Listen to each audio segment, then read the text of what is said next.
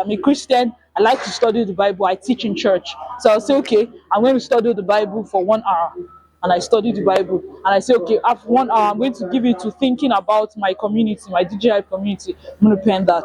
I'm going to, so every day, if you have a plan, you'll find out that it's not very hard to learn multiple things. Like I was telling you to check robotics. Every day, because I started work apart from my own job that is paying me salary, I started working with what I was talking earlier, that are regulating AI.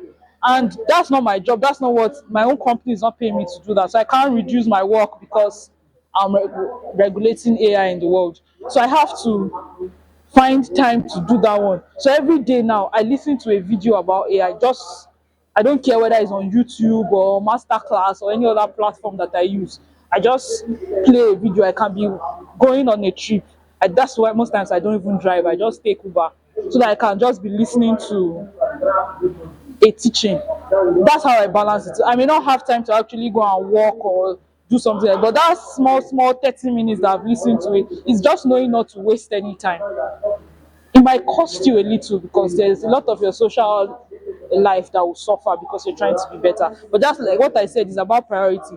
There will come a time where you prioritize your social life, where you say, guy, I just need to enjoy. I just want to be taken care of. I just want to enjoy. And you prioritize that and drop and reduce the rest. So it's all about knowing what to heighten and what to drop. There will never be a balance. Know when to increase one and when to drop the other, but create structures. It's structure, structure, structure. I'm reading 3 hours. I read 3 hours. Then I want to learn about another thing.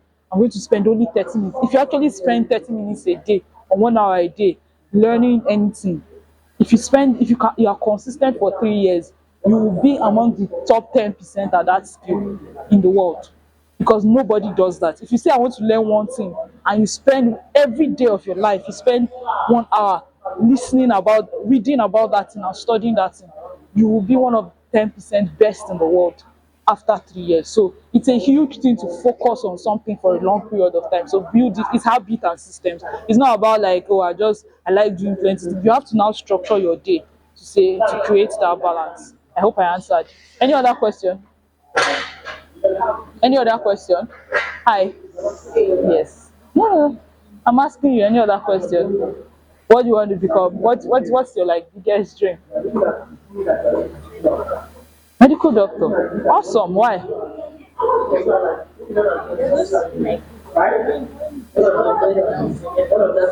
Okay.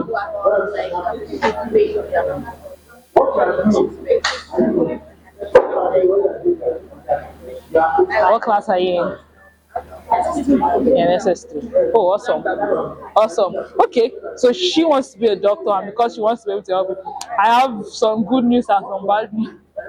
You can help people. I'm joking.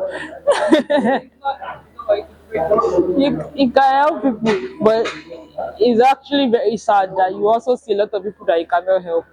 So it's very bad for empathetic people like us. I'm also very empathetic. I used to spend my money, but you will give blood. Because you see people that are in hospital, that is only blood that is because they cannot afford blood. And I'm like, oh, yeah, take my own, right? But after a while, you have to start advising yourself that come, oh, you too, you have to eat. Because you use your money to settle people's hospital bill. But yeah, it's an awesome field for an empathetic person who wants to see people better. The Nigerian health system needs people like you and needs to get better, because we are suffering right now. The health system in Nigeria is very bad, which is also why I'm doing what I'm doing, because I could not solve the problem with just seeing one person. I say, doctor in the hospital, you're just going to attend to one person, that person will go, another person will come. So I wanted something that could address it at a bigger scale. So I'm using technology to be able to see multiple people. So the app I work with, if somebody has diabetes, like 10 people, you can see the 10 of them at the same time and discuss, and they can actually talk back to us. So it's a cheaper way to manage people with big diseases without them coming to the hospital every time. So I'm helping them make their life easy. So I'm still actually practicing, sort of.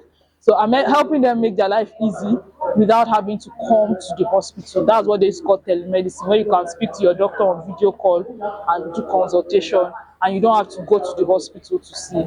But that was also bettered out of, because I didn't want everybody to, the way the health system has, it's not just Nigeria, even all over the world, it's hard to see doctors, it's expensive. So yeah, lovely dream. Any other person wants to